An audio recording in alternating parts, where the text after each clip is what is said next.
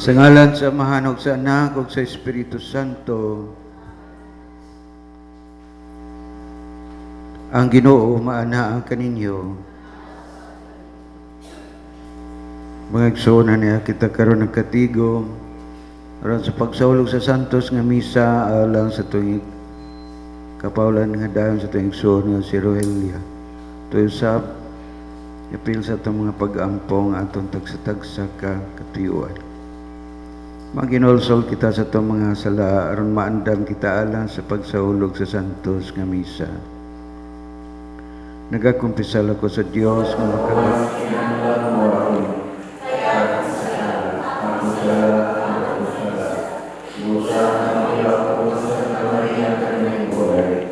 Sa kanang makaangyo mga santos, kung kayo mga iso, aron niyo ako sa buong ako.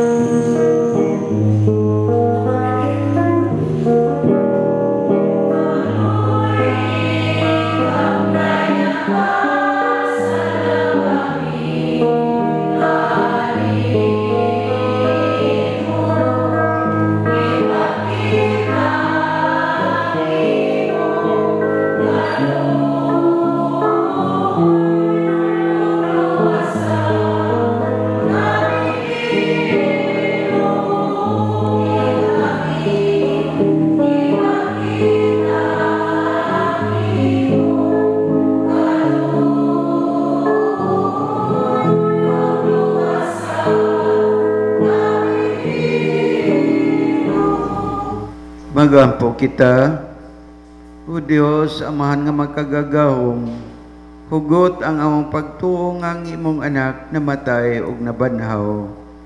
Nangamuyo kami alang sa mong igsuon nga si Rohelia, nga namatay diha ni Kristo. Banhawa siya pinaagi ni ining misteryo, aron makaambit siya sa himaya ni Kristo nga nabanhaw. Kini among gipangayo pinaagi sa among Ginoong Hesukristo imong anak nga buhi ug hari uban kanimo sa Espiritu Santo Dios hangtod sa kangturan. Kinutlo gikan sa basahon sa kaalam ni Solomon. Ang kalag sa mga matarong nga mga tao panalipdan sa Dios og dili gayud magantos sa kasakit. Usa ka binuang nga sayop ang paghuna-huna nga ang mga matarong nga mga tao mamatay o nga ang ilang kamatayon usa ka malilisa nga kadaot. Ila kitang biyaan, apan dili kini usa ka kadaot. Sa pagkatinuod, ang mga matarong anaa sa kalinaw sa Dios. Daw naganto sila sa silot, apan naghupot diay sila sa masaligong pag-alom sa pagkawalay na kamatayon. Ang ilang mga giantos, gamay ra kud itandi sa mga kabulahanan nga ilang pagdawaton. Ang Dios nagsulay kanila, ingon sa bulawan diha sa usa ka hasu-hasuan, og hikablagan sila nga angay sa pagkikipag-uban kaniya. Gidawat niya sila maingon sa iyang pagdawat sa mga sakripisyo nga sunugon didto sa altar sa mga nagsimba kaniya. Sila nga nagsalig sa Dios, moabot sa pagsabot sa kamatuoran sa iyang mga paagi. Sila nga nagmahitumanon kaniya magpuyo uban kanya da sa iyang gugma, kay siya maayo og maluluyon kanila nga iyang gipili. Ang pulong sa Ginoo.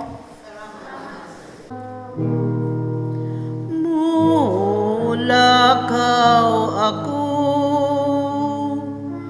diha sa tubangan sa Ginoo.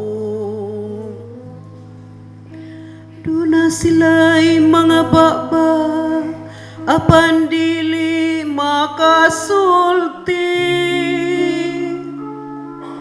Duna sila'y mga mata, apan dili makakita. Duna sila'y mga dalunggan, apan dili makadungog. Duna sila'y mga ilong, apan dili makapanaw. panimaho. Mulakaw ako diha sa tubangan sa Ginoo. Bililhon sa mga mata sa Ginoo ang kamatayon sa iyang butang mga alagad. O Ginoo, imo ako nga alagad. Imong gilugti ang akong mga talikala. Mulakaw ako diha sa tubangan sa Ginoo.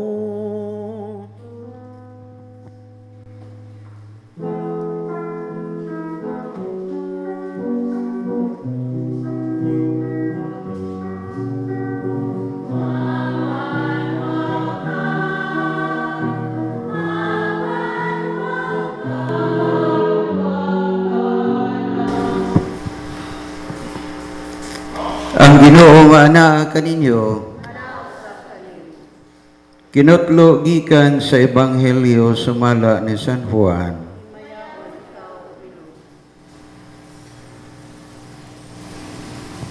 Sa pag-abot ni Jesus, nasayran niya nga si Lazaro, upat na kadlaw dito sa lubnganan. Ang Betania mga 3 ka kilometro lamang gikan sa Jerusalem. Og daghang mga Hudyo miduaw kang Marta ug kang Maria aron paghupay sa ilang kaguol, gumikan sa kamatayon sa ilang igsuon. Sa pagkabalita ni Marta nga taliabot si Jesus, migula siya aron pagsugat kaniya apan nagpabilin sa balay si Maria. Si Marta miingon kang Jesus, "Kon dinhi ka pa lamang Ginoo, dili unta mamatay ang akong igsuon.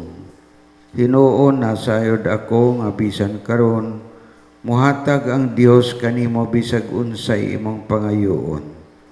Si Jesus miingon kaniya, "Mabanhaw ang imong igsuon." Siya mitubag, "Nahibalo ako nga mabanhaw siya sa katapusang adlaw." ug si Jesus miingon kaniya, "Ako ang pagkabanhaw ug ang kinabuhi. Ang nagtuo kanako bisan tuod mamatay mabuhi. Ug ang tanan nga buhi ug nagtuo kanako dili gayud mamatay. Mituo ka ba niini?" Ug siya mitubag, "Oo Ginoo, mituo ako nga ikaw ang Mesiyas, ang anak sa Dios nga moanhi sa kalibutan."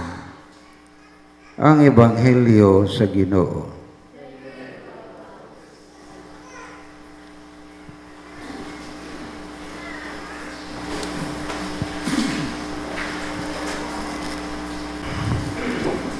Walay nakahibalo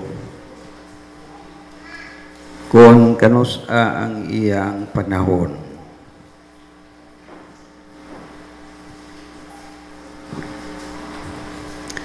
Mao nga ang kining hitabuan nagpahinumdom kanato nga mangandam kita alang ni anang panahon na. Og importante nga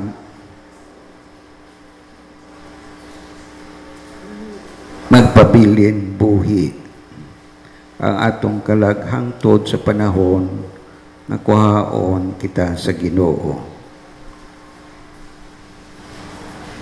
Kaya aron kita andam. Bisag unsa may mahitabo, andam kita. Kung mabulag na ang kalag sa tao siyang lawas sa inikamatay na niya, mahimong gawas nun ang iyang kalag ug makaadto sa dapit nga wala niya makaadto sukad na sukad. Makaadto siya sa kagahapon ug makaadto usab siya sa umaabot. So, usa ka konkreto nga example ang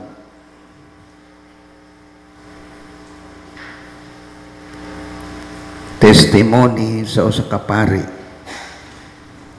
Si Father Panfilo sumusot kon nainomdom pamunia, no? Na ay nakailan niya. Nadungog yun nako sa iyang baba nga iyang isulti ng iyang kasinatian. Usa ka adlaw nahapunan siya pag-uli, gikan siya nga nagmisa o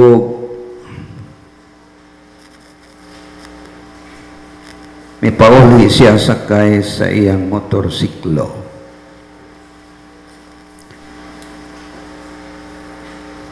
Nakalabang siya o tulay, karaang tulay nga tabla ang latayanan sa ligid. Apan pag-agi niya sa tulay, nasalingit ang ligid sa iyang motorsiklo sa duha ka tabla nga hingkang-a o dili ni kanaog siya og iyang gibunlot, di niya madaog, di gyud bisag hinurot ang iyang kusog pagbunlot, wa gyud niya makuha ang ligid nga nasalingit sa duha ka tabla. Kanya taod-taod may usa ka tawo nga miduol o gibunlot niya ang motorsiklo nga wa kunoy ka effort nga gibunlot na bunlot dayon. O niya sa nabunlot na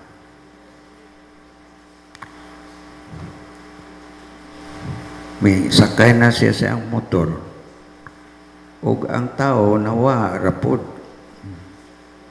Nahinomduman niya nga kadtong mong tao iyang parokyano nga namatay na.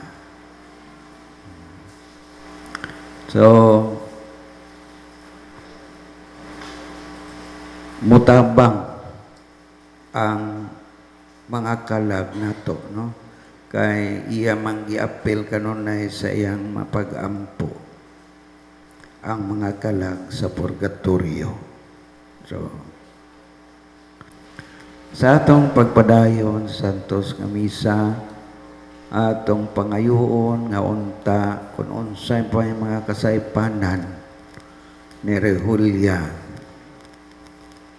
mapasayloon na untang tanan kung unsa may iyang pagkuwang kanato ato siyang pasayloon, kung unsa pod atong pagkuwang kaniya mangayo pod taniyag pasaylo kay siya makadungog man sa atong isulti. So bisan sa atong una-una makasulod ang kalag, no? Ato sa pangayoon nga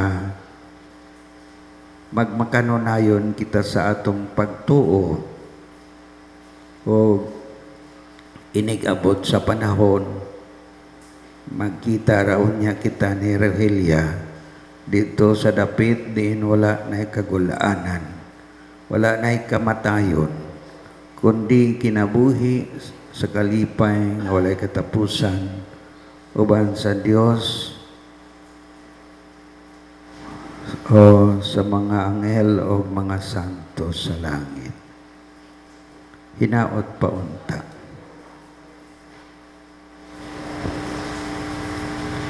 Nga sa katapusang adlaw, banhawon unta sa Dios si Rogelia nga mikalawat sa lawas ni Kristo ang kalanon sa kinabuhi nga walay katapusan. Mga muyo kita sa Ginoo. Tunggang among pag-ampo. Nga ang atong mga paryente ug mga higala nga naguna kanato diha sa pagtuo makadawat unta sa ganti sa kinabuhing walay katapusan. Mga muyo kita sa Ginoo. Ginoo dungga ang among pag. Nga ang tanan nga nangamatay diha sa paglaom nga mabanhaw sila muabot unta ngadto sa kahayag sa presensya sa Dios. Mga muyo kita sa Ginoo. Ginoo dungga ang among pag-ampo. Nga ang tanan nga nagantos sa kasakit sa kalag ug lawas makadawat unta sa panabang ug kahupayan. Mga muyo kita sa Ginoo. Ginoo dungga ang among pag-ampo. Nga ang tanan nagkatigom dinhi aron pagpakita sa ilang pagtuo ug paghigugma magkahius sa pag-usab didto sa himaya sa ginharian sa Dios. Mga muyo kita sa Ginoo.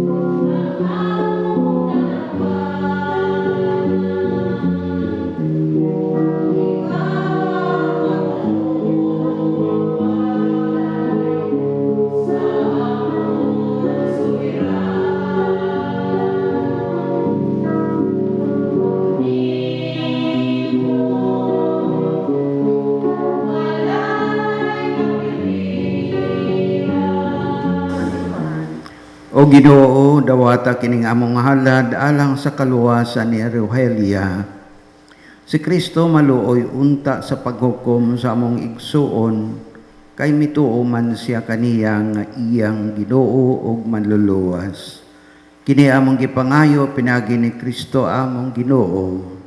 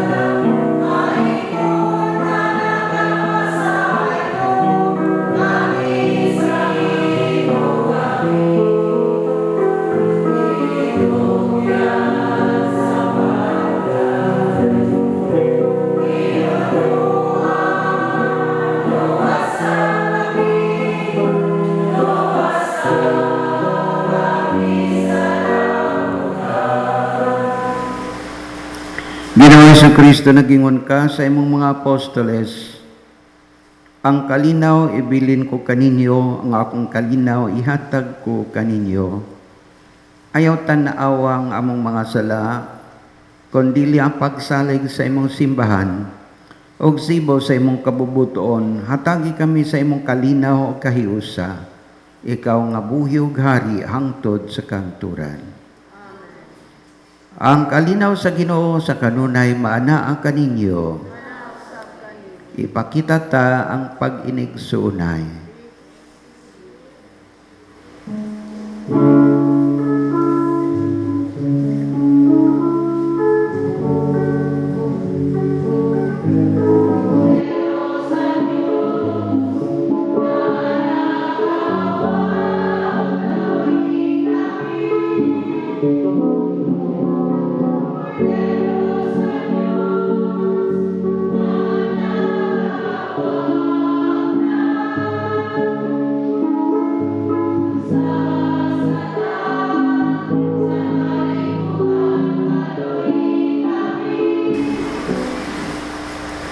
Kini mawang kordero sa Dios nga nagawagtang sa mga sala sa kalibutan, bulahan ang gidapit alang sa panihapon sa Ginoo.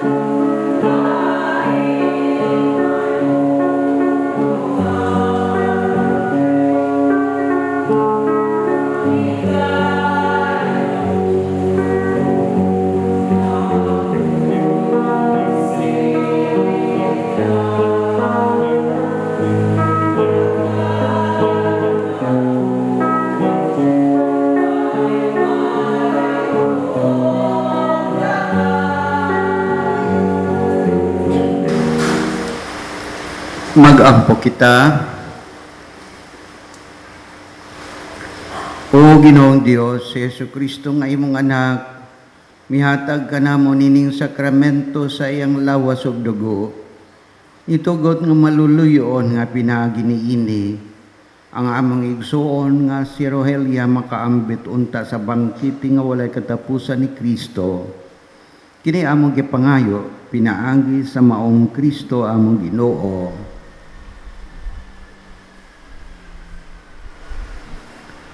Ubag pagtuo kang Hesukristo, ilubong ta sa tumang pagtahod ang lawas sa atong igsuon nga si Rogelia. Uban sa iyang tawahanong kahuyang o kakulang sa kahimpitan. Uban sa pagsalig mag-aampo kita sa Dios ang maghahatag o kinabuhi sa tanang mga butang. Aron iya untang banahon kining patayng lawas ngadto sa kahingpit o sa katilingban sa mga santos.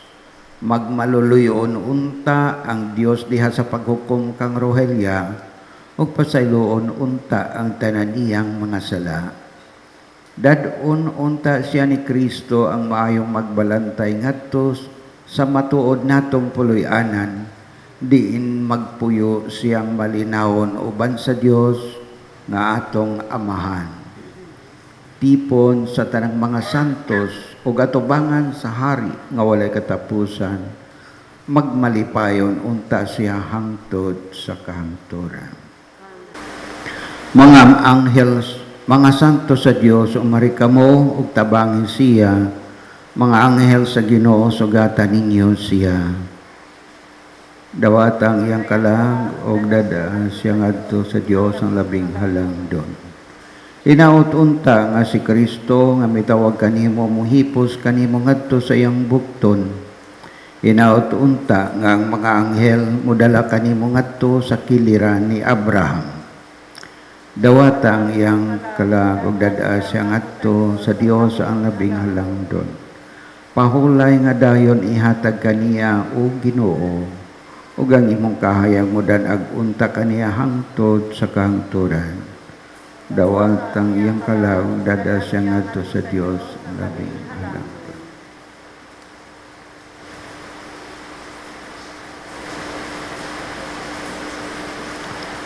O amahan nga labing maluluyon, sa imong mga kamot among gitugyan ang kalag sa among igsuon aron mabanhaw unta siya sa katapusang adlaw uban sa tanan nga nangamatay diha ni Kristo. Ginoo, sa imong kaluoy, dawata ang among pag-ampo, aron ablihan unta ang mga ganghaan sa paraiso alang sa imong sulugon. Sa among bahin, mahupay usab unta kami sa mga pulong sa among pagtuo, hangtod nga magkahiu sa kami sa pagsugat kang Kristo ni atong adlaw kanusa magkatigom kami tanan uban sa Ginoo ug sa among igsuon hangtod sa kahangturan. Kini among gipangayo pinagi ni Kristo among Ginoo. Amen. Ug ang kahayag mo danagong ta kaniya hangtod sa kahangturan. Tultulan kaunta sa mga anghel ngadto sa paraiso, sugaton kaunta sa mga artir ug dadon ngadto sa syudad nga balaan ang bag-o ug tunhayng Jerusalem.